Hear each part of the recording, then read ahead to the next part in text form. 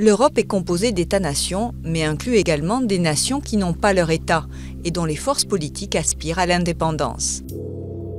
L'Écosse a rejeté l'indépendance en septembre 2014 à 55%, mais un nouveau référendum d'autodétermination pourrait y être organisé après les négociations sur le Brexit.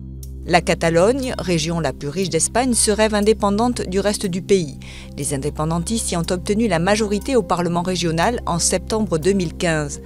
Malgré l'interdiction de Madrid et l'avis défavorable de la Cour constitutionnelle, un référendum d'autodétermination a eu lieu le 1er octobre 2017. Selon le gouvernement séparatiste de Catalogne, le oui l'a emporté avec 90% des voix.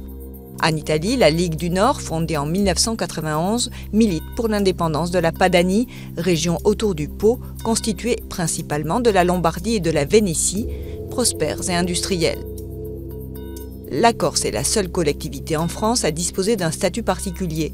Malgré cette autonomie, des partis nationalistes arrivés en tête des élections régionales, en décembre 2015, aspirent à l'indépendance totale.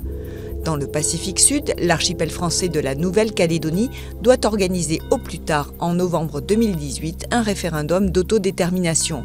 En Belgique, les indépendantistes flamands estiment que leur région riche, la Flandre, subventionne la Wallonie francophone.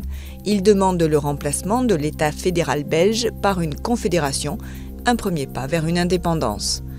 La découverte de gisements de pétrole et de gaz a renforcé les aspirations indépendantistes des îles Féroé. Ce territoire de 18 îles bénéficie d'un statut d'autonomie interne par rapport au Danemark.